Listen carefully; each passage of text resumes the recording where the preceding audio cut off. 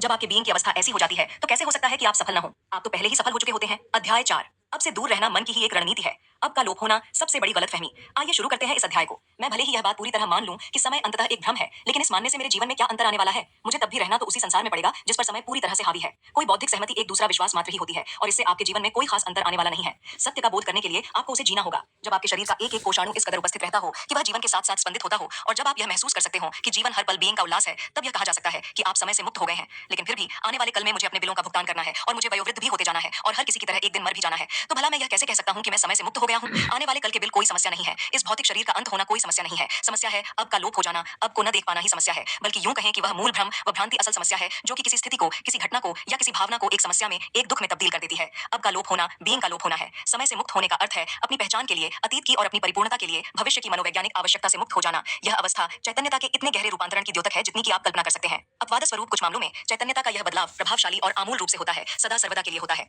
जब ऐसा होता है तब आमतौर से यह घनघोर दुख के बीच संपूर्ण समर्पण कर देने के माध्यम से होता है। लेकिन अधिकतर लोगों को इसके लिए बहुत कुछ करना पड़ता है, लगना पड़ता है। जब आपको चैतन्यता की काल निरपेक्ष अवस्था की पहली झलक मिल जाती है, तब समय यानी अतीत तथा भविष्य में जाने और वर्तमान में उपस्थित रहने के बीच की स्थितियों में आपका आना जाना शुरू हो जाता है। आप सबसे पहले तो इस बात से अवगत हो जाते हैं कि अब में आपका अवधान सचमुच ही कितना कम रहा करता है। किंतु यह जानना कि आप वर्तमान में उपस्थित नहीं रहते हैं, यह एक बड़ी सफलता है, क्योंकि यह जानना ही उपस्थिति है। भले ही शुरुआत में यह घड़ी वाले समय के अनुसार 2-4 पल ही ठहर पाती हो, फिर इसकी बढ़ती आवृत्ति के साथ आप अतीत या भविष्य में अपना फोकस रखने के बजाय वर्तमान पल में अपनी चैतन्यता का फोकस रखने का चयन कर सकते हैं। और जब कभी भी आपको लगे कि अब आपके हाथ से छूट रहा है, तब आप उसमें ठहरे रहने के लिए सक्षम हो जाते हैं। 2-4 पलों के लिए नहीं, बल्कि इतना लंबी अवधि के लिए कि वह घड़ी वाले समय द्वारा देखा जा सके। इसलिए इससे पहले कि आप चैतन्यता की अवस्था में दृढ़तापूर्वक स्थापित हों, यानी इससे पहले कि आप पूर्णतया चैतन्य हों, आप कुछ समय के लिए चैतन्यता और अचैतन्यता के बीच, वर्तमान में उपस्थित रहने की अवस्था और मन के साथ तादात्म्यता की अवस्था के बीच कुछ अवधि के लिए थोड़ा बहुत तो इधर-इधर होते ही रहेंगे। अब आपसे छूट भी जाएगा, लेकिन फिर भी आप बार-बार उसमें वापस भी आ सकेंगे और अंततः वर्तमान में विद्यमान रहना ही आपकी सर्वाधिक अवस्था बन जाएगी। अधिकतर लोगों को वर्तमान में रहने की इस उपस्थिति का, इस विद्यमानता का या तो कभी भी और कतई भी अनुभव ही नहीं होता है, या अगर केवल इत्तेफाक से और दुर्लभ अवसरों पर क्षणिक रूप से कभी हो भी जाता है, तो वे इसे पहचान भी नहीं पाते हैं कि यह है क्या। अधिकांश लोग चैतन्यता तथा अचैतन्यता बीच नहीं झूलते हैं, बल्कि केवल अचैतन्यता के ही विभिन्न स्तरों के बीच झूलते रह जाते हैं। सामान्य अचैतन्यता और गहरी अचैतन्यता। अचैतन्यता के विभिन्न स्तरों से आपका तात्पर्य क्या है? जैसा कि शायद आप जानते हो, सोते समय आप स्वप्न रहित निद्रा और स्वप्न सहित निद्रा के बीच लगातार आते जाते रहते हैं। उसी प्रकार जागी हुई अवस्था में भी अधिकतर लोग सामान्य अचैतन्यता और गहरी अचैतन्यता के बीच इधर-उधर होते रहते हैं। सामान्य अचैतन्यता से मेरा तात्पर्य है अपनी विचार प्रक्रिया और भावनाओं के साथ, अपनी प्रतिक्रियाओं, इच्छाओं और अनिच्छाओं के साथ तादात्म्यता हो जाना। अधिकांश लोगों की सामान्य अवस्था यही रहा करती है। इस अवस्था में आप अपने अहम मन्य मन द्वारा चलाए जा रहे होते हैं और बीइंग से अनभिज्ञ रहते हैं, बेखबर रहते हैं। यह अवस्था किसी तीखी पीड़ा, अप्रसन्नता व दुख की नहीं होती, बल्कि लगभग व लगातार असहजता, असंतोष, ऊब, उकताहट या अधीरता व आशंका की एक निम्न स्तर वाली अवस्था होती है, जैसे उनकी पृष्ठभूमि स्थिर गई हो। हो सकता है कि आप इसे पहचान न सकें, जान न सकें, क्योंकि यह अवस्था आपके रहन-सहन का सामान्य हिस्सा बन चुकी है। बिल्कुल वैसे ही जैसे आस-पास से निरंतर आने वाले धीमे शोर का, जैसे एयर कंडीशनर की घूं-घूं का, आपको तब तक पता ही नहीं चलता जब तक कि वह आवाज बंद नहीं हो जाती। जब वह शोर अचानक थम जाता है, तब एक राहत का एहसास होता है। बहुत से लोग इस अप्रिय असहजता को दूर करने के लिए अनजाने में ही मदिरा, ड्रग्स, सेक्स, भोजन, कामकाज, टेलीविजन और तो और खरीदारी को भी एक एनेस्थेटिक की तरह प्रयोग किया करते हैं। जब ऐसा होता है, तब कोई कार्यकलाप जो कि एक नियंत्रित व संयमित मात्रा में आनंदकारी हो सकता था, वह एक मजबूरी या लत का रूप ले लेता है और उसके माध्यम से अगर कुछ भी राहत के लक्षण हासिल भी होते हैं, तो वे बस कुछ पलों के लिए ही आते हैं। सामान्य अचैतन्यता वाली यह असहजता तब एक गहरी अचैतन्यता के दुख में तब्दील हो जाती है। एक ऐसी अवस्था में तब्दील हो जाती है जिसमें दुख व पीड़ा अधिक तीखे और स्पष्ट लगने लगते हैं। जब चीजें मन के मुताबिक न हो रही हों, जब अहं के सामने कोई खतरा या कोई बड़ी चुनौती आ गई हो, जब आपकी जीवन परिस्थितियों में कोई आशंका या हानि हो रही हो, या जब किसी संबंध में टकराव हो रहा हो, यह अवस्था सामान्य अचैतन्यता का ही एक घनीभूत रूप होता है। स्वभाव में वही, बस मात्रा में अधिक। सामान्य अचैतन्यता में जो है के प्रति आदतन प्रतिरोध करना या उसे अस्वीकृत करना ही इस असहजता और असंतोष को पैदा करता है, जिसे कि अधिकांश लोग जीवन की एक सामान्य बात मान लेते हैं। लेकिन अहं के लिए किसी चुनौती या खतरे के चलते जब यही प्रतिरोध घनीभूत हो जाता है, तब यह उतनी ही घनी नकारात्मकता पैदा कर देता है, जैसे क्रोध, घना डर, आक्रामकता, अवसाद इत्यादि। गहरी अचैतन्यता का मतलब अक्सर यह होता है कि संचित दुख भड़क उठे हैं और आप उनके साथ तादाद में हो गए हैं, उनके साथ एकाकार और एकजान हो गए हैं। गहरी अचैतन्यता के बिना शारीरिक हिंसा का होना असंभव है, लेकिन ऐसा तब आसानी से हो जाता है जब और जहां लोगों की कोई भीड़ या एक पूरा देश एक सामूहिक नकारात्मक ऊर्जा पैदा कर रहा हो। आपकी चैतन्यता का सबसे अच्छा संकेतक यह है कि जीवन में जब भी कोई चुनौती आती है, तब आप आचरण कैसा करते हैं। जो व्यक्ति पहले से ही अचैतन्य है, वह चुनौतियां आने पर और भी अधिक गहरी अचैतन्यता की ओर चले जाने की प्रवृत्ति रखता है, लेकिन चैतन्य व्यक्ति चुनौतियां आने पर और भी घनी चैतन्यता की ओर प्रवृत्त हो जाता है। किसी चुनौती को आप खुद को जगाने के लिए इस्तेमाल कर सकते हैं, या उसे यह अनुमति दे सकते हैं कि वह आपको और भी गहरी नींद में खींच ले जाए। सामान्य अचैतन्य व्यक्ति के सपने तब डरावने सपनों में तब्दील हो जाते हैं। अगर आप बिल्कुल सामान्य सी परिस्थितियों के दौरान भी वर्तमान में उपस्थित तथा विद्यमान नहीं रह सकते, जैसे कि किसी कमरे में अकेले बैठना, किसी एकांत जगह में अकेले घूमना या किसी को सुनना, तो फिर आप निश्चय ही तब भी वर्तमान में उपस्थित नहीं रह सकते कि जब चीजें मन के मुताबिक न हो रही हों, या आपको कठिन लोगों का, कठिन परिस्थितियों का, किसी नुकसान का या नुकसान के किसी खतरे का सामना करना पड़ रहा हो। तब आप पर अपनी ही कोई प्रतिक्रिया हावी हो जाती है, जो कि आखिरकार किसी न किसी भय का ही रूप होती है, और वह आपको गहरी अचैतन्यता में खींच ले जाती है। ये चुनौतियां तो आपकी परीक्षाएं हैं। जिस तरह से आप उनके साथ आचरण करते हैं, वही तो आपको और दूसरों को भी यह बताता है कि आप कितने पानी में हैं, अपनी चैतन्यता के मामले में, न कि इस मामले में कि आप कितनी देर अपनी आंखें बंद करके बैठे रह सकते हैं, या आप दिव्य दर्शन क्या देखते हैं। इसलिए यह बहुत जरूरी हो जाता है कि आप अपने जीवन की सामान्य स्थितियों में तब भी अधिक चैतन्यता लाएं कि जब सब कुछ तुलनात्मक रूप से सरल सहज ही चल रहा हो।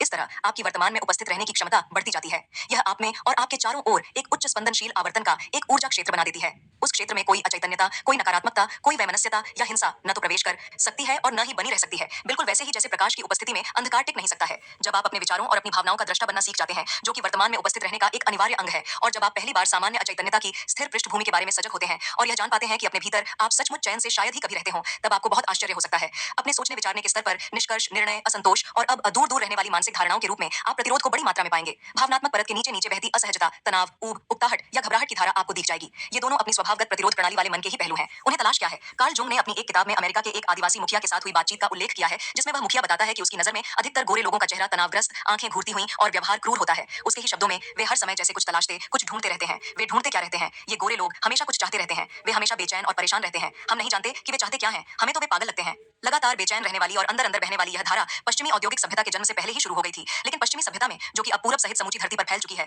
यह बात अभूतपूर्व चुभने वाले रूप में प्रकट हो रही है। यह जीसस के जमाने में भी थी, और जीसस से 600 वर्ष पहले बुद्ध के युग में भी थी, और उससे बहुत पहले भी रही थी। आप इतने व्यग्र क्यों रहते हैं? जीसस ने अपने शिष्यों से पूछा था, क्या व्यग्रता व चिंता वाला कोई दिन तुम्हारे जीवन में एक भी दिन और जोड़ सकता है? और बुद्ध ने सिखाया था कि दुख का मूल हमारी लगातार ललक और चाहत में ही रहता है। एक सामूहिक रोग के रूप में अब के प्रति प्रतिरोध करने के तार बीइंग के प्रति अपनी सजगता को खो देने से जुड़े हुए हैं, और वही हमारी मानवता विहीन औद्योगिक सभ्यता का आधार भी है। इत्तेफाक से फ्रायड ने भी इस बेचैनी की, इस असहजता की अंतर्धारा को पहचाना था, और इसके बारे उसने अपनी किताब सिविलाइजेशन एंड इट्स डिस्कॉन्टेंट्स में लिखा भी है। लेकिन उसने इसकी असल जड़ को नहीं पहचाना और इस बात को समझने में असफल रहा कि इससे मुक्ति संभव है। इस सामूहिक रोग ने एक ऐसी अप्रसन्न, दुखी और असाधारण रूप से हिंसक सभ्यता को पैदा कर दिया है, जो कि न केवल खुद के लिए बल्कि इस धरती के समूचे जीवन के लिए एक खतरा बन गई है। सामान्य अचैतन्यता का अंत करना तो हम इस वेदना से, इस विपदा से कैसे मुक्त हो सकते हैं? चैतन्य बने। उन अनेक तौर तरीकों को ध्यान से देखें जिनमें अनावश्यक निर्णय निष्कर्ष पर पहुंचने, जो है के प्रति प्रतिरोध करने और अब को अस्वीकार करने के जरिए आप में बेचैनी, असंतोष और तनाव पैदा हुआ करता है। जब आप में चैतन्यता का प्रकाश होता है, तब हर वह चीज विगलित हो जाती है जो अचैतन्य है। एक बार जब आप यह जान जाते हैं कि सामान्य अचैतन्यता को कैसे विगलित किया जाए, कैसे विघटित किया जाए, तब आपकी वर्तमान की उपस्थिति में प्रकाश की उज्ज्वलता और बढ़ जाती है। और फिर जब भी आप खुद को अपनी गहरी अचैतन्यता में खींचा जाता हुआ महसूस करते हैं, तो उस स्थिति से उबरना आपके लिए सरल हो जाता है। लेकिन शुरुआती दौर में सामान्य अचैतन्यता को पहचान पाना कठिन होता है, क्योंकि वह आपकी आदत में घुली मिली होने के कारण सामान्य बात नजर आती है। आत्म अवलोकन करते हुए अपनी मानसिक व भावनात्मक अवस्था पर नजर रखना अपना स्वभाव बना लीजिए। क्या मैं इस पल शांत हूँ, चिंता रहित हूँ, अनुद्विग्न हूँ? खुद से यह प्रश्न अक्सर पूछते रहना अच्छा रहता है। या आप यह भी पूछ सकते हैं, इस पल मेरे अंदर क्या चल रहा है? जितनी रुचि आप इस बात में रखा करते हैं कि बाहर क्या चल रहा है, उतनी ही रुचि इस बात में भी रखिए कि आपके भीतर क्या चल रहा है। अगर आपके भीतर सब कुछ ठीक हो गया, तो बाहर भी सब ठीक हो जाएगा। प्रमुख व प्राथमिक सत्यता तो भीतर ही है, गौण व द्वितीय सत्यता बाहर है। लेकिन ऐसे प्रश्नों का उत्तर जल्दबाजी में मत दीजिएगा। अपने अवधान को भीतर केंद्रित कीजिए, अपने भीतर एक नजर डालिए। देखिए कि आपका मन किस प्रकार विचार पैदा कर रहा है, आप क्या महसूस कर रहे हैं। जब आप यह जान लें कि बेचैनी का स्तर कम हुआ है, कि पृष्ठभूमि स्थिर हो गई है, तो फिर यह देखिए कि आप जीवन को किस तरह से अनदेखा किया करते हैं, किस तरह से उसका प्रतिरोध किया करते हैं, उसे नकारा करते हैं, अब को नकार करके ही। तो ऐसे बहुत तौर तरीके हैं जिनके द्वारा लोग अनजाने में ही, अचैतन्यता में ही वर्तमान पल के प्रति प्रतिरोध किया करते हैं। मैं आपको उनके कुछ उदाहरण आगे दूंगा। अभ्यास करते करते आत्म अवलोकन करने की, अपनी आंतरिक अवस्था की मॉनिटरिंग करने की, उस पर नजर रखने की आपकी क्षमता कुशाग्र होती जाएगी। अप्रसन्नता से मुक्ति जो आप कर रहे हैं, उसके प्रति क्या आप में अप्रसन्नता, अप्रियता, झुंझलाहट, झल्लाहट व कुढ़न रहती है? वह आपका रोजगार भी हो सकता है, या कोई ऐसा काम हो सकता है जिसके लिए पहले तो आप सहमत हो गए हों और उसे कर भी रहे हों, लेकिन आपके मन का कोई हिस्सा है जो उसके प्रति अच्छा अच्छा महसूस न कर रहा हो और आपको उसे करने से रोक रहा हो। क्या आप अपने मन में किसी नजदीकी व्यक्ति के लिए अप्रियता व कुढ़न पाले हुए हैं?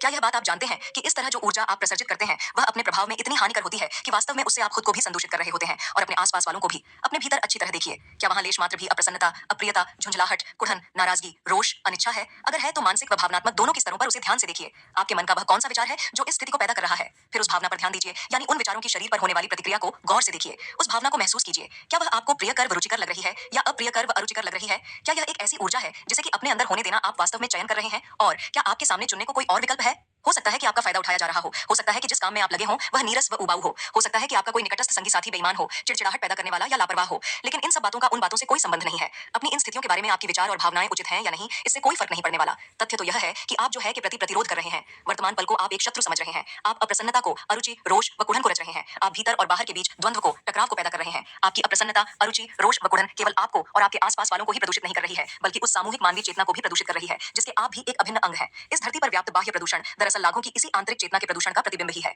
लाखों लाख अचैतन्य लोग अपने भीतर के आकाश के प्रति अपनी जिम्मेदारी नहीं निभा रहे हैं। जो आप कर रहे हैं, या तो उसे करना बंद कर दें, संबंधित व्यक्ति से बात करें और उसे बता दें कि आपको कैसा लग रहा है, या उस नकारात्मकता को हटा दें जो आपके मन ने इस स्थिति के चारों ओर बुंदी है, जो कि आप में अहम की एक मिथ्या अनुभूति को बल प्रदान करने के अलावा कुछ और नहीं कर रही है। सच तो यह है कि अधिकांश मामलों में वह आपको इसी दशा में अटकाए रखती है और असल बदलाव को रोके रखती है। जो कुछ भी नकारात्मक ऊर्जा से किया जाता है, वह नकारात्मकता से संदूषित हुए बिना नहीं रहता और आगे चलकर अधिक पीड़ा, अधिक अप्रणता ही पैदा किया करता है। इसके अलावा नकारात्मक आंतरिक अवस्था संक्रामक भी होती है, यानी अप्रणता, अरुचि, रोष व कुढ़न किसी शारीरिक रोग की तुलना में एक व्यक्ति से दूसरों में अधिक आसानी से, अधिक तेजी से फैलती है। प्रतिध्वनि के सिद्धांत की तरह यह दूसरों के अंदर भी प्रसुप्त नकारात्मकता को उभार देती है, उसे खुराक देती है, सिवाय उन लोगों के जिन्हें की संक्रमित नहीं किया जा सकता, यानी वे लोग जो बहुत चैतन्य रहते हैं। क्या आप संसार को प्रदूषित कर रहे हैं या इसकी अव्यवस्था, गड़बड़ी और गंदगी को साफ कर रहे हैं? अपने भीतरी आकाश के लिए आप स्वयं जिम्मेदार हैं, कोई और नहीं। बिल्कुल उसी तरह जैसे कि आप इस धरती के लिए जिम्मेदार हैं, यथा अंदर तथा बाहर। इंसान अगर भीतरी प्रदूषण को साफ कर लें तो वे बाहरी प्रदूषण करना भी बंद कर देंगे। जैसा कि आप सुझाते हैं, हम नकारात्मकता को छोड़ें तो कैसे? इसे छोड़कर आप उस गर्म कोयले को कैसे छोड़ते हैं जो आपके हाथ में आ जाता है? आप उस भारी और बेमतलब के बोझ को कैसे छोड़ते हैं जिसे आप ढो रहे होते हैं? केवल यह बात समझ लेने पर कि आप उस दर्द को या उस बोझ को अब और वहन करना नहीं चाहते और फिर उसे थामे रखना आप तत्क्षण त्याग देते हैं। गहरी अचैतन्यता को, जैसे कि संचित दुख या कोई अन्य गहरा दुख, जैसे कि किसी प्रिय को खो देने का दुख, ऐसी अचैतन्यता का रूपांतरण सामान्यतः उस दुख को स्वीकार करने के द्वारा और उसके साथ उपस्थित रहते हुए आपके सतत अवधान में ही किया जा सकता है। और सामान्य अचैतन्यता के कई ढर्रों को केवल यह जानने पर बड़ी आसानी से छोड़ा जा सकता है कि अब आप उनको न तो चाहते हैं और न ही आपको उनकी आवश्यकता ही है। ऐसा तब होता है जब आपको यह समझ आ जाती है कि आप चयन कर सकते हैं, कि आप पूर्व प्रभावों के प्रतिबिंबों का केवल एक पुलिंदा नहीं है। इस सब का अर्थ यह है कि आप अब की शक्ति को पाने में सक्षम हो गए हैं। इसके अलावा आपके पास कोई और विकल्प ही नहीं है। अगर आप किसी भावना को नकारात्मक कहते हैं तो क्या आप अच्छे और बुरे का ध्रुवीकरण नहीं रहे होते हैं, जैसा कि आपने कहा है? नहीं, ध्रुवीकरण तो पहले की उस अवस्था में हो रहा होता है जब आपका मन यह फैसला सुना रहा था कि वर्तमान पल बुरा है। यही फैसला फिर नकारात्मक भावना को जन्म देता है। लेकिन जब आप किसी भावना को नकारात्मक कहते हैं, तब क्या आप सचमुच यह नहीं कह रहे होते हैं कि उसे वहां नहीं होना चाहिए, कि उस भावना को रखना गलत है? मेरी समझ तो यह कहती है कि जो कुछ भी एहसास उठकर आए उसे रखने की अनुमति हमें होनी चाहिए, बजाय इसके कि हम उनके बुरा होने का फैसला सुना दें या यह कहें कि हमें उन्हें नहीं रखना चाहिए। अगर हमें अप्रसन्नता है, अरुचि, रोष व कुड़न है तो हो, अगर क्रोध है, चिड़चिड़ापन है, बदमिजाजी है या कुछ और है तो हो, नहीं तो हम दमन में, आंतरिक द्वंद्व में या अस्वीकृति चले जाएंगे। जो चीज जैसी है ठीक ही है। बिल्कुल। जब मन का कोई स्वरूप, कोई भावना या कोई प्रतिक्रिया आए तो उसे स्वीकार करें, क्योंकि इस मामले में आप उस भाव को आने देने के प्रति पर्याप्त सजग तो थे नहीं। वह कोई फैसला नहीं है, वह तो एक तथ्य है। अगर आपके पास चुनने का विकल्प होता या आपको यह ज्ञात होता कि आपके पास चुनने का विकल्प है, तो क्या आप दुख को चुनते या हर्ष को, चैन व सुकून को चुनते या बेचैनी और बेआरामी को, शांतता को चुनते या द्वंद्व को? क्या आप कोई विचार चुनते या उस भावुकता को चुनते जो आपको कल्याण की स्वाभाविक अवस्था से, अंतरात्मा के आनंद की अवस्था से काट कर अलग कर देती है? ऐसी किसी भी भावुकता को मैं नकारात्मक कहता हूं, जिसका सीधा सीधा अर्थ है बुरी, न कि इस अर्थ में कि आपको उसे नहीं रखना चाहिए, बल्कि बिल्कुल सीधी सरल असलियत में बुरी, पेट में किसी गड़बड़ के एहसास की तरह। यह कैसे संभव हुआ है कि 20वीं सदी में इंसान ने अपने ही 10 करोड़ संगी साथी इंसानों को मार डाला? मनुष्यों द्वारा मनुष्यों को दिया जा रहा दुख इतना दारुण है कि आप कल्पना भी नहीं कर सकते। और वह मानसिक हिंसा, भावनात्मक हिंसा, शारीरिक हिंसा, प्रताड़ना, अत्याचार, पीड़ा पहुंचाना और क्रूरता इसके अलावा है, जो कि वे एक दूसरे पर और अन्य संवेदनशील प्राणियों पर रोजाना ही ढाते रहते हैं। क्या वे ऐसा इसलिए कर रहे होते हैं कि वे अपनी स्वाभाविक अवस्था के साथ, आंतरिक जीवन के आनंद के साथ जुड़े रहते हैं? बिल्कुल नहीं। केवल वे लोग जो कि गहरी नकारात्मक अवस्था में रहते हैं, जो वाकई बुरा बुरा महसूस करते रहते हैं, वे लोग ही जैसा खुद महसूस कर रहे होते हैं उसी को प्रतिबिंबित करते हुए उसे वास्तविकता बना देते हैं। अब तो वे उसी पृथ्वी और उसकी प्रकृति को भी नष्ट करने पर तुले हुए हैं जो कि उन्हें पाल पोस रही है। अविश्वसनीय लेकिन सत्य है यह। इंसान एक खतरनाक पागल और बहुत ही अस्वस्थ प्रजाति है। यह कोई निर्णय नहीं है, यह तथ्य है। और यह भी तथ्य है कि इस पागलपन के तले विवेक भी है। स्वास्थ्य प्राप्ति और क्षतिपूर्ति दोनों उपलब्ध हैं अभी। अब मैं उस बात पर आता हूं जो आपने कही है। यह बात बिल्कुल सही है कि जब आप अपनी अप्रसन्नता, रोष व कुड़न होने की, बदमिजाजी होने की, क्रोध इत्यादि होने की बात को स्वीकार कर लेते हैं, तब आप अंधे होकर उस तरह का बर्ताव करने को मजबूर नहीं होते हैं और उसे दूसरों में पैदा करने की आशंका को भी कम कर देते हैं। लेकिन मुझे तो लगता है कि आप खुद को धोखा दे रहे हैं। अगर आपने कुछ देर के लिए स्वीकारने का अभ्यास किया है, जैसा कि आपने किया भी है, तो एक बिंदु ऐसा आता है जब आपको उससे अगली उस अवस्था में पहुंचना होता है जहां की नकारात्मक भावनाएं फिर पैदा ही नहीं की जाती। अगर आप उस अगली अवस्था में नहीं जाते हैं तो आपका स्वीकारना केवल मन का एक बहकावा है जो कि आपके अहं को अप्रण्यता, रोष व कुड़न में बने रहने देता है और इस तरह वह आपको अन्य लोगों से, आपके आसपास से, आपके यहीं और अब से अलग होने के अपने एहसास को मजबूत करता है। जैसा कि आप जानते ही हैं, अलगाव ही अहं की अपनी पहचान का आधार होता है। सच्चे अर्थ में की गई स्वीकार्यता तो उन भावनाओं का तत्काल तत्वांतरण कर देने वाली होती है। और अगर आप अंतरतम से सचमुच जानते कि सब कुछ ठीक है, जैसा कि आपने बताया है और जो कि सच भी है, तो क्या आप उन नकारात्मक भावनाओं को प्रथम स्थान पर रखते? जो है कि प्रति बिना निर्णय, निष्कर्ष के, बिना प्रतिरोध के वे भावनाएं अपना सिर नहीं उठाएंगी। आपके मन में भले ही एक धारणा रहती हो कि सब कुछ ठीक है, लेकिन कहीं गहरे में आप सचमुच इस बात पर विश्वास नहीं करते हैं और इसलिए प्रतिरोध का वही पुराना मानसिक भावनात्मक ढर्रा यथावत चलता रहता है। इसीलिए आप बुरा बुरा महसूस करते हैं। वह भी तो ठीक ही है। क्या आप इस बात की वकालत कर रहे हैं कि अचैतन्य रहना, दुखी रहना आपका अधिकार है? चिंता मत कीजिए, कोई भी आपके उस अधिकार को आपसे छीनने नहीं जा रहा है। अगर आपको यह पता चल जाए कि अमुक चीज खाने से आप बीमार पड़ सकते हैं, तो भी क्या आप उस चीज को खाते रहना चाहेंगे और यह दावा करते रहेंगे कि बीमार होना ओके है? आप जहां भी हो, पूर्णतया वहां ही हो। क्या आप सामान्य अचैतन्यता के कुछ और उदाहरण दे सकते हैं? अगर आप कर सकें तो खुद को तब देखें जब आप किसी ऐसी स्थिति के बारे में शिकायत कर रहे हो जिसमें कि आप हैं, चाहे बोलते हुए या सोचते हुए, जैसे इस बारे में कि आपके आसपास के लोग क्या करते हैं, क्या कहते हैं, और अपने आसपास के वातावरण के बारे में, अपनी जीवन की स्थितियों के बारे में या मौसम के बारे में भी क्या आप शिकायत किया करते हैं। शिकायत करने का मतलब हमेशा यह होता है कि आप जो है को स्वीकार नहीं कर रहे हैं। निश्चय ही ऐसा करना एक अचैतन्य नकारात्मक आवेश पैदा करता है। जब आप शिकायत करते हैं तब आप स्वयं को एक शिकार, एक पीड़ित, एक बलि पशु बना रहे होते हैं। जब आप शिकायत को बोल रहे होते हैं तब आप उसकी झोंक में बह रहे होते हैं। इसलिए बेहतर यह होगा कि आवश्यक हो या संभव हो तो कुछ करके अथवा बोल करके या तो उस स्थिति को बदल दें या उस स्थिति को छोड़ दें या उसे स्वीकार कर लें। बाकी सब पागलपन है। सामान्य अचैतन्यता हमेशा ही किसी न किसी रूप में अब को स्वीकार न करने से जुड़ी होती है। निश्चय ही अब में यहाँ भी शामिल रहता है। क्या आप अपने अब का और अपने यहाँ का प्रतिरोध कर रहे हैं? कुछ लोग हमेशा ही यहाँ के बजाय कहीं और हुआ करते हैं। उनका यहाँ कभी भी अच्छा नहीं होता। आत्म अवलोकन करके देखें कि आपके जीवन में भी यही तो नहीं हो रहा है। आप जहाँ कहीं भी हैं, वहाँ पूर्णतः रहिए। अगर आप पाते हैं कि आपका यहाँ और आपका अब असहनीय है, आपको दुखी कर रहा है, तो आप पास 3 विकल्प रहते हैं। उस स्थिति को बदलें, उस स्थिति से खुद को हटा लें या उसे स्वीकार करें पूरी तरह। अगर आप अपने जीवन की ज़िम्मेदारी लेना चाहते हैं, तो आपको इन 3 विकल्पों में से एक को चुनना ही होगा और यह चयन आपको अभी करना होगा। चुनने के बाद उसके परिणामों को भी स्वीकार कीजिए। कोई बहानेबाज़ी नहीं, कोई नकारात्मकता नहीं, कोई मानसिक प्रदूषण नहीं। अपने भीतरी आकाश को स्वच्छ रखिए, निर्मल रखिए, निर्भय रखिए। अगर आप कोई कदम उठाते हैं अपनी स्थिति को छोड़ने का या बदल डालने का, तो यथासंभव पहले नकारात्मकता को छोड़िए। नकारात्मकता में से पैदा हुए कर्म की अपेक्षा अंतर्ज्ञान में से पैदा हुआ कर्म कहीं अधिक प्रभावी हुआ करता है। कोई भी कर्म न करने की अपेक्षा कोई सा भी कर्म करना बेहतर रहता है, खास तौर से तब जबकि आप अप्रसन्नता, रोष, कुड़न वाली किसी स्थिति में लंबे अरसे से फंसे हुए हों। अगर वह कर्म, वह कदम गलत सिद्ध हुआ, तो भी कम से कम आपको कोई सबक तो मिलेगा और उस दशा में वह कोई गलती नहीं रह जाएगा। लेकिन अगर आप उसमें ही फंसे रहते हैं, तो आप कुछ भी नहीं सीख पाएंगे। क्या डर आपको कोई कदम लेने से रोक रहा है? तो उस डर को ध्यान से देखिए, उस पर अपना अवधान रखिए, उसके साथ पूरी तरह उपस्थित रहिए। ऐसा करने से डर और आपके विचार के बीच की कड़ी टूट जाएगी। अपने मन के अंदर डर को सिर उठाने मत दीजिए। अब की शक्ति का प्रयोग कीजिए। डर उसके सामने ठहरा नहीं रह सकता। अगर सचमुच ऐसा है कि आप अपने यहाँ में और अपने अब में बदलाव लाने के लिए कुछ नहीं कर सकते हैं और न ही आप उस स्थिति को छोड़ सकते हैं, तो अपने सारे प्रतिरोधों को त्यागते हुए अपने यहाँ को, अपने अब को स्वीकार कर लीजिए। तब आपका वह अवास्तविक तथा अप्रसन्न अहम, जिसे कि खुद को अभागा, नाराज, क्रुद्ध या दुखी मानना दिखाना अच्छा लगता है, वह टिका नहीं रह सकता, बचा नहीं रह सकता। इस स्वीकारना को समर्पण कहते हैं। समर्पण कोई कमजोरी नहीं है, बल्कि इसमें बहुत शक्ति होती है। केवल समर्पण करता व्यक्ति में ही आध्यात्मिक बल होता है। समर्पण करके आप उस स्थिति से आंतरिक रूप से मुक्त हो जाते हैं। तब हो सकता है कि आपको यह भी देखने को मिले कि उस स्थिति में बदलाव आ गया है और वह भी आपके किसी प्रयास के बिना ही। जो भी हो, आप तो मुक्त हो ही जाते हैं। या क्या ऐसा है कि आपको कुछ करना चाहिए लेकिन आप वह कर नहीं रहे हैं? अगर ऐसा है तो उठिए और उसे कीजिए। या अपनी निष्क्रियता, अपने आलस्य या इस पल की अपनी अकर्मण्यता को पूरी तरह स्वीकार कीजिए। अगर आपने ही ऐसा करना चुना है, इसमें पूरी तरह उतरिए, इसका आनंद लीजिए। जितना आलसी और अकर्मण्य हो सकते हैं, हो जाइए। अगर आप इसमें पूरी तरह और सजग होकर उतरेंगे, तो आप जल्दी ही इससे बाहर निकल आएंगे। या हो सकता है कि न भी निकलें। दोनों ही हाल में आपके अंदर कोई आंतरिक द्वंद्व, दुविधा, कोई प्रतिरोध, कोई नकारात्मकता नहीं रहेगी। क्या आप तनाव में रहते हैं? क्या आप भविष्य को लेकर इतने व्यस्त रहते हैं कि आपका वर्तमान सिमटकर आपके लिए भविष्य में पहुंचने का एक साधन मात्र बनकर रह गया है? तनाव तब होता है जब आप यहाँ होते हैं लेकिन पहुंचना वहां चाहते हैं, या वर्तमान में रहते हुए भविष्य में पहुंचना चाहते हैं। इस तरह से बंट जाना आपको भीतर से भी चीर कर दो कर देता है। खुद में ऐसी फटन करना और उसके साथ जीना पागलपन है। यह कह देना कि हर कोई ऐसा ही तो कर रहा है, इस पागलपन को कम नहीं कर देगा। अगर आपकी विवशता है, तो आप तेजी से चल सकते हैं, तेजी से काम कर सकते हैं, यहाँ तक कि दौड़ भी सकते हैं, और वह भी अपने आप को भविष्य में प्रक्षेपित न करते हुए और न ही वर्तमान के प्रति प्रतिरोध करते हुए। जब आप चलें, काम करें या दौड़ें, तो उसे पूरी तरह करें। तब आप देखेंगे कि आप तनावग्रस्त नहीं हैं, अपने आप को दो काल में बांट नहीं रहे हैं, बल्कि बस चल रहे हैं, दौड़ रहे हैं या काम कर रहे हैं और उसका आनंद भी ले रहे हैं। या आप सब कुछ छोड़ दें और जाकर किसी पार्क की बेंच पर बैठ जाएं। लेकिन जब आप ऐसा करें, तो अपने मन का अवलोकन करें। वह कह सकता है, उठो, काम करो, तुम समय बर्बाद कर रहे हो। उसका अवलोकन करें और उस पर मुस्कुराएं। क्या अतीत आपके ध्यान का, आपकी तवज्जो का एक बड़ा हिस्सा हड़प कर जाता है? क्या आप अक्सर अतीत की ही चर्चा और अतीत का ही चिंतन किया करते हैं, चाहे वह नकारात्मक रूप से हो या सकारात्मक रूप से? वे बड़े-बड़े काम जो आपने किए हैं, आपके साहस भरे काम या अनुभव, या आपकी व्यथा कथा और वे कष्ट, वे दुख जो आपको दिए गए, या जो कुछ आपने औरों के लिए किया है, क्या आपकी विचार प्रक्रिया आप में अपराध बोध, अभिमान, रोष, क्रोध, पश्चाताप या आत्मग्लानि पैदा कर रही है? अगर ऐसा है, तो आप न केवल अहं के एक मिथ्या भाव को बल प्रदान कर रहे हैं, बल्कि अपने चेतन तत्व में अतीत का ढेर बढ़ाते हुए अपने शरीर की वृद्धावस्था प्राप्त करने की प्रक्रिया की गति को तेज कर रहे हैं। इस बात की पुष्टि आप अपने आसपास रहने वाले उन लोगों को देखकर कर सकते हैं जो अतीत से चिपके रहने की प्रचंड प्रवृत्ति रखते हैं। अतीत के लिए मर जाइए हर पल, आपको उसकी आवश्यकता ही नहीं है, केवल उसका संदर्भ लीजिए, और वह भी तब जबकि ऐसा करना वर्तमान के लिए बहुत ही आवश्यक हो जाए। इस पल की, वर्तमान पल की शक्ति को और बीइंग की पूर्णता को महसूस कीजिए। वर्तमान में अपनी उपस्थिति को, विद्यमानता को महसूस कीजिए। क्या आप चिंतित रहते हैं? क्या आपके मन में क्या होगा अगर वाले विचारों का जमघट लगा रहता है? इसका मतलब है कि आपने खुद को अपने मन के साथ तादात्म्य किया हुआ है और वही मन खुद को एक काल्पनिक भविष्य में ले जा रहा है और डर पैदा कर रहा है। ऐसा कोई तरीका है ही नहीं जिसके द्वारा आप उस डर से निपट सकें, क्योंकि उस स्थिति का कोई वजूद ही नहीं है। वह तो मन द्वारा गढ़ा गया एक भूत है। लेकिन अपने स्वास्थ्य और अपने जीवन को जंग लगाने वाले इस पागलपन की रोकथाम आप बड़ी आसानी से कर सकते हैं, वर्तमान पल को स्वीकार करते हुए। अपने श्वास प्रश्वास के प्रति सजग रहें, अपने शरीर में आते और जाते वायु प्रवाह को महसूस करें, अपने आंतरिक ऊर्जा क्षेत्र को महसूस करें। अपना वास्तविक जीवन आपको जिसके साथ निभाना है, अपना हर कामकाज जिसके साथ करना है, वह आपके मन द्वारा रची जाने वाला कोई काल्पनिक चित्र नहीं है, बल्कि वह है यह पल, वर्तमान पल।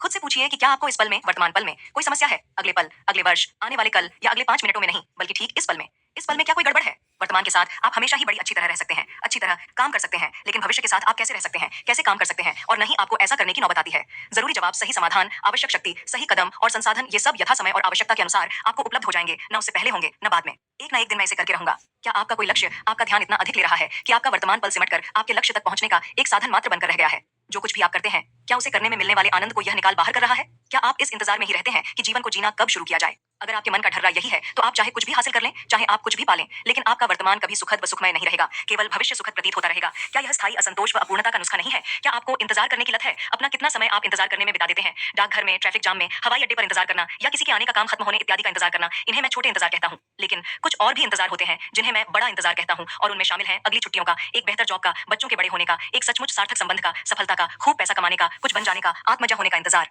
आमतौर पर लोग ऐसे ही किसी बड़े इंतजार में अपनी पूरी जिंदगी ही बिता देते हैं, या कहें कि इस इंतजार में जिंदगी शुरू ही नहीं कर पाते हैं। इंतजार दरअसल मन की एक अवस्था है। मूलतः इसका अर्थ यह है कि आप भविष्य को चाहते हैं कि आप वर्तमान को नहीं चाहते। जो आपको मिला है उसे आप नहीं चाहते, आप उसे चाहते हैं जो आपको नहीं मिला है। हर तरह के इंतजार के साथ अनजाने ही आप एक द्वंद्व, एक टकराव पैदा कर रहे होते हैं अपने यहाँ व अब और एक काल्पनिक भविष्य के बीच टकराव। यानी एक स्थिति तो वह है जहां आप हैं लेकिन वहां होना नहीं चाहते, और एक स्थिति वह है जहां आप नहीं हैं लेकिन वहां आप होना चाहते हैं। इंतजार द्वारा आप इन दोनों के बीच द्वंद्व व टकराव पैदा कर रहे होते हैं। इंतजार में वर्तमान को खो देने के कारण आप अपने जीवन की खूबियों को भारी मात्रा में खो देते हैं। अपनी जीवन की परिस्थिति को सुधारने का प्रयत्न करने में कोई बुराई नहीं है। आप अपने जीवन की स्थिति परिस्थिति को तो बेहतर कर सकते हैं, लेकिन आप अपने जीवन को बेहतर नहीं कर सकते। जीवन तो आधार है। जीवन आपका गहनतम आंतरिक सत्व है, बीइंग है। यह पहले से ही पूर्ण है, संपूर्ण है, परिपूर्ण है। आपकी जीवन स्थिति में आपकी परिस्थितियां और आपके अनुभव शामिल रहते हैं। कोई लक्ष्य निर्धारित करने और उसको पाने के लिए प्रयत्न करने में कुछ भी गलत नहीं है। गलती तब होती है जब हम इसे जीवन को, बीइंग को महसूस करने का एक अनुकल्प, एक बदल मान बैठते हैं। उस तक पहुंचने का तो एक ही कल्प है, एक ही विधान है, और वह है अब के अभाव में तो आप एक ऐसे वास्तविक बन जाते हैं जो कि नींव पर तो कुछ ध्यान नहीं दे रहा हो और अपना अधिकांश समय और श्रम केवल ऊपरी संरचना बनाने में लगा रहा हो। उदाहरण के लिए, बहुत से लोग समृद्धि की इंतजार किया करते हैं, लेकिन वह भविष्य में नहीं आती।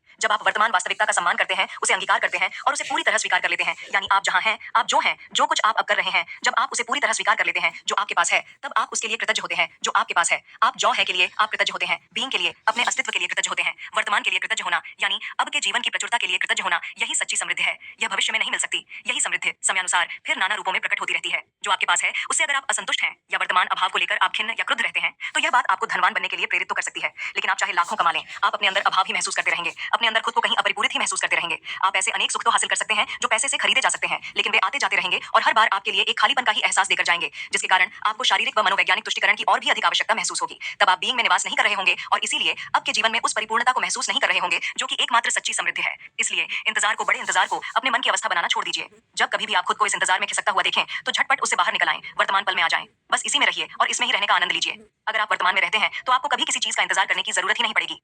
तो अगली बार जब कोई आपसे कहे क्षमा कीजिएगा, आपको इंतजार करना पड़ा, तो आप जवाब में कह सकते हैं कोई बात नहीं, मैं इंतजार नहीं कर रहा था, मैं तो बस यहाँ खड़ा होकर खुद का आनंद ले रहा था, खुद में होने का आनंद। वर्तमान पल को नकारने के आदि मन की ये कुछ रणनीतियां, कुछ तरकीबें हैं जो कि हमारी सामान्य अचैतन्यता का हिस्सा बनी रहती हैं। इन्हें नजरअंदाज करना बड़ा आसान होता है क्योंकि हमारे सामान्य जीवन का ये काफी बड़ा हिस्सा बन चुकी है, यानी ये अनवरत रहने वाले हमारे असंतोष की स्थायी पृष्ठभूमि बन चुकी है। फिर भी अपनी आंतरिक मानसिक भावनात्मक अवस्था पर आप जितनी अधिक नजर रखेंगे, उसकी जितनी अधिक मॉनिटरिंग करेंगे, उतना ही आसान यह जानना होता जाएगा कि आप कब अतीत के या भविष्य के यानी अचैतन्यता के जाल में फंस रहे हैं, और इसलिए समय के उस स्वप्न से बाहर निकलकर वर्तमान में आ जाना भी आपके लिए उतना ही सरल हो जाएगा। लेकिन सजग रहिए, मन के साथ तादात्म्य करने वाला यह मिथ्या, अवास्तविक, अप्रसन्न अहम तो सदा सर्वदा समय में ही रहा करता है। ये जानता है कि वर्तमान पल तो इसके लिए मौत है और इसलिए यह वर्तमान पल से हमेशा खौफ खाता है। वर्तमान पल में से आपको बाहर खींच लेने और समय के जाल में फंसा देने के लिए यह अहम वे सारे जतन करता है जो यह कर सकता है। आपकी जीवन यात्रा का आंतरिक प्रयोजन, आप जो कुछ कह रहे हैं मैं उसका सच देख सकता हूं, लेकिन मेरा अब भी यह मानना है कि हमारी जीवन यात्रा का कोई तो प्रयोजन होना ही चाहिए, अन्यथा तो हम लहरों के थपेड़ों के साथ यूं ही इधर से उधर तिरते रहेंगे। प्रयोजन का तात्पर्य भविष्य का होना है, क्या ऐसा नहीं है? वर्तमान में रहते हुए हम उसके साथ समन्वय कैसे कर सकते हैं? जब आप किसी यात्रा पर जाते हैं तब यह जानना वाकई अच्छा रहता है कि आप कहां जा रहे हैं, या कम से कम यह जानना कि किस दिशा में जा रहे हैं। लेकिन यह मत भूलिए कि आपकी यात्रा में जो एकमात्र बात परम महत्व रखती है वह है वह कदम जो आप उस पल उठा रहे होते हैं। यही महत्वपूर्ण होता है हमेशा ही। आपकी जीवन यात्रा में एक तो बाह्य प्रयोजन रहता है और एक आंतरिक प्रयोजन। बाह्य प्रयोजन होता है अपने लक्ष्य या गंतव्य पर पहुंचना, जो काम करना आपने निश्चित किया है उसे पूरा करना, कोई उपलब्धि हासिल करना, जिसमें निश्चय ही भविष्य शामिल रहता है। लेकिन अगर आपका गंतव्य या वे कदम जो आप भविष्य में उठाने वाले हैं आपके अवधान का इतना बड़ा हिस्सा हड़प कर जाएं कि वे आपके लिए अब में उठाए जा रहे कदमों से भी अधिक महत्वपूर्ण हो जाएं, तो आप अपनी आंतरिक यात्रा के प्रयोजन को पूरी तरह खो देते हैं, जिसका कि इस बात से कोई सरोकार नहीं होता कि आप कहां जा रहे हैं या आप क्या कर रहे हैं, बल्कि इससे रहता है कि आप हर काम कैसे कर रहे हैं। इस आंतरिक प्रयोजन का भविष्य से कोई लेना देना नहीं होता, बल्कि सब कुछ इस पल में आपकी चैतन्यता की गुणवत्ता से होता है। बाह्य प्रयोजन आकाश और समय के सपाट व सतही आयाम से सरोकार रखता है, जबकि आंतरिक प्रयोजन का संबंध काल निरपेक्ष अब के उच्चगामी आयाम में आपके बीइंग को गहन से गहनतर करने से रहता है। आपकी बाह्य यात्रा में लाखों कदम हो सकते हैं, लेकिन आपकी आंतरिक यात्रा में केवल एक कदम होता है, वह कदम जो आप अब उठा रहे हैं। आपकी सजगता इस एक कदम के प्रति जितनी गहरी होती जाएगी, उतना ही आपको यह बोध होता जाएगा कि इस एक कदम में ही सारे अन्य कदम भी शामिल हैं और गंतव्य भी। तब यह एक कदम पूर्णता की शैली में रूपांतरित हो जाता है, सौंदर्य और गुण से परिपूर्ण कर्म बन जाता है। वह आपको बीइंग में ले जाता है और आपके कार्यों से उसका प्रकाश प्रस्फुटित होने लगता है। आपकी आंतरिक यात्रा का प्रयोजन भी यही होता है और उसकी उपलब्धि भी यही होती है, स्वयं के भीतर यात्रा करना, अंतर यात्रा करना। क्या इस बात का कोई महत्व है कि हम अपना बाह्य प्रयोजन पूरा कर पाते हैं या नहीं, कि क्या हम इस संसार में सफल होते हैं या विफल रहते हैं? जब तक आपको अपने आंतरिक प्रयोजन का बोध नहीं होगा, तब तक बाह्य प्रयोजन का महत्व बना रहेगा। उसके बाद बाह्य प्रयोजन एक खेल की तरह हो जाएगा, जिसे कि आप बस इसलिए जारी रखते हैं क्योंकि उसका आप आनंद ले रहे होते हैं। यह संभव है कि आप अपने बाह्य प्रयोजन में पूरी तरह असफल हो जाएं, लेकिन साथ ही अपने आंतरिक प्रयोजन में पूरी तरह सफल रहें। या इसका उलट भी हो सकता है, जो कि अधिकतर होता भी है, कि आपको बाह्य समृद्धि मिल जाए लेकिन आप आंतरिक रूप से कंगाल ही रहें, या जीसस के शब्दों में आप संसार को हासिल कर लें लेकिन अपनी आत्मा को खो बैठें। लेकिन वास्तव में अंततः देर या सबेर बाह्य प्रयोजन का विफल होना तय है, मात्र इस कारण से कि हर सांसारिक वस्तु अस्थायित्व के विधान के अंतर्गत रहा करती है। जितनी जल्दी आपको यह बोध जाए कि आपका बाह्य प्रयोजन आपको कोई स्थायी उपलब्धि नहीं दे सकता, उतना ही अच्छा है।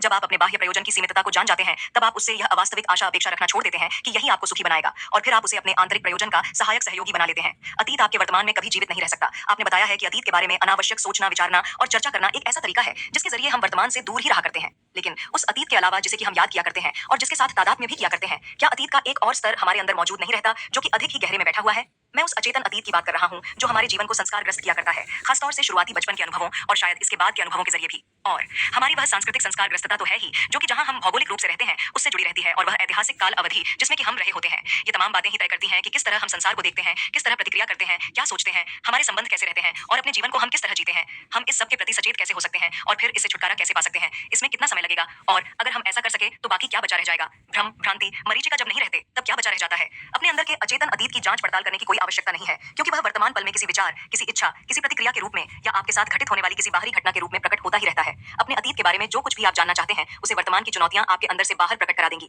अगर आप अतीत में खोदते खोदते नीचे उतरते जाएंगे तो वह एक अथाह गर्त ही सिद्ध होता जाएगा, कुछ न कुछ सामने आता रहेगा। हो सकता है आप ऐसा मानते हो कि अतीत को समझने में या उससे मुक्त होने में आपको समय लगेगा, या दूसरे शब्दों में कहें तो यह मानना कि संभव है भविष्य आपको अतीत से मुक्त कर देगा। यह भ्रम है, भ्रांति है, मरीचिका है। केवल वर्तमान ही आपको अतीत से मुक्त कर सकता है। समय में अधिक समय बिताने से आप समय से मुक्त नहीं हो सकते, यानी आप अतीत और भविष्य में जितना अधिक जाएंगे उतना ही अधिक उनमें फंसते जाएंगे। वर्तमान की शक्ति में प्रवेश कीजिए, यही है हल। अब की वर्तमान की शक्ति होती क्या है? वर्तमान में आपकी उपस्थिति की विद्यमानता की शक्ति, विचार तंत्र से मुक्त आपकी चैतन्यता, इसके अलावा कुछ नहीं। इसलिए वर्तमान के तल पर ही अतीत से निपटिए। अतीत को आप जितना अधिक अपना ध्यान अवधान देते हैं उसे उतना ही सबल बनाते जाते हैं, और अधिकतर उसी में से आप अपना अहम भी करते जाते हैं। गलत मत समझिए, ध्यान अवधान आवश्यक तो होता है, लेकिन अतीत को अतीत की तरह देखने के लिए नहीं। वर्तमान पर अपना ध्यान अवधान दीजिए, अपने व्यवहार पर ध्यान दीजिए। आपकी प्रतिक्रियाएं, मिजाज, विचार, भावनाएं, भय और इच्छाएं, ये जब वर्तमान में पैदा हो रहे हों तब उन पर ध्यान दीजिए। इन्हीं में बसा है आपका अतीत। अगर आप इन चीजों को ध्यानपूर्वक देखने के लिए वर्तमान में पूरी तरह उपस्थित रह सकते हैं, आलोचनात्मक या विश्लेषणात्मक रूप से देखना नहीं, बल्कि बिना कोई गुणदोष निरूपण किए देखना, तब आप अतीत का निपटान कर रहे होंगे, अपनी उपस्थिति की शक्ति से उसका अंत कर रहे होंगे। अतीत में जाकर आप स्वयं को नहीं पा सकते, वर्तमान में रहकर ही आप स्वयं को पा सकते हैं। क्या अतीत को समझना यह समझने में मददगार साबित नहीं होता है कि हम कुछ काम क्यों करते हैं, कि हम एक खास तरह से प्रतिक्रिया क्यों करते हैं, या क्यों हम अचैतन्य रूप से अपने संबंधों में एक खास तरह का तमाशा खड़ा किया करते हैं, एक सांचा तैयार किया करते हैं, वगैरह वगैरह। जब आप अपनी वर्तमान वास्तविकता के प्रति अधिक चैतन्य हो जाते हैं तब आपको अचानक ही कुछ अंतर्दृष्टि हो सकती है कि क्यों आपकी कंडीशनिंग यानी संस्कारग्रस्तता एक खास तरह से काम किया करती है। उदाहरण के लिए, क्यों आपके संबंध कुछ खास घरों में चला करते हैं और अतीत में हुई बातें आपको याद आ सकती हैं, या आप उन्हें अधिक स्पष्ट तौर पर देख सकते हैं। यह अच्छा है और मददगार भी हो सकता है, लेकिन यह अनिवार्य नहीं है। जो चीज अनिवार्य है वह है आपकी उपस्थिति, वर्तमान में आपकी विद्यमानता। वही अतीत को विकलित करती है, उसका अंत करती है, वही रूपांतरणकारी कारक है। इसलिए अतीत को समझने का प्रयास मत कीजिए, बल्कि जितना हो सके उतना वर्तमान में उपस्थित रहिए। अतीत आपके वर्तमान में टिक ही नहीं सकता, वह तो तभी टिक सकता है जब आप वर्तमान में उपस्थित नहीं रहते हैं। अध्याय 5, वर्तमान में विद्यमान रहने की अवस्था। अध्याय 4। अब से दूर रहना मन की ही एक रणनीति है। अब का लोभ होना सबसे बड़ी गलतफहमी। सामान्य अचेतनता और असामान्य चैतन्यता, उन्हें तलाश क्या है? सामान्य चैतन्य अचेतनता का अंत, अप्रसन्नता से मुक्ति। आप जहाँ भी हो पूर्णतः वहाँ ही हो। आपकी जीवन यात्रा का आंतरिक प्रयोजन। जीवन आपके वर्तमान में कभी जीवित नहीं रह सकता।